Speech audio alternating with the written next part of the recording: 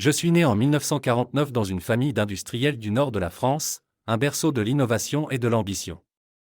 J'ai toujours été passionné par l'art et la culture, qui nourrissent ma créativité et mon sens du détail. J'ai fait des études brillantes à l'école polytechnique, le temple de l'excellence scientifique et technique. J'ai rejoint l'entreprise de bâtiment de mon père, que j'ai transformée en société de promotion immobilière, un secteur en plein essor.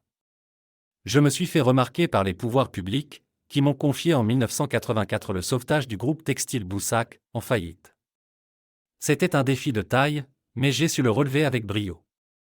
C'est ainsi que j'ai mis la main sur la prestigieuse maison de couture Christian Dior, un joyau du patrimoine français, que j'ai relancé et fait fructifier. J'ai toujours eu une exigence de qualité pour tous les produits de mon groupe.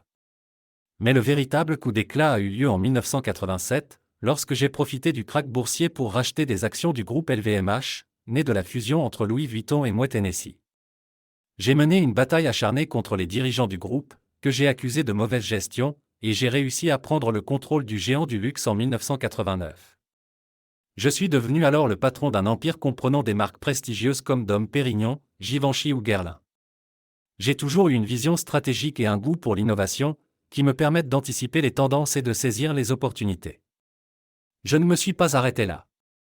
J'ai poursuivi ma stratégie d'acquisition et de diversification, en rachetant successivement Celine, Berluti, Kenzo, Sephora, Tag Heuer, Fendi, Emilio Pucci, Donna Karan ou encore Bulgari.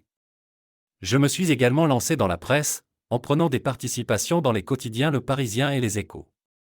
J'ai aussi investi dans la grande distribution, en entrant au capital de Carrefour, ou dans le numérique, en soutenant Netflix ou Spotify. J'ai toujours eu une compétitivité et une volonté de gagner, qui me poussent à me surpasser et à relever les défis. Je suis aujourd'hui à la tête du plus grand groupe de luxe au monde, avec un chiffre d'affaires de 53,7 milliards d'euros en 2020 et une valeur boursière de 320 milliards de dollars en 2021. Ma fortune personnelle est estimée à 211 milliards de dollars, ce qui fait de moi l'homme le plus riche du monde devant Elon Musk et Jeff Bezos. Je dois mon succès à ma vision stratégique, à mon sens du détail, à mon exigence de qualité et à mon goût pour l'innovation.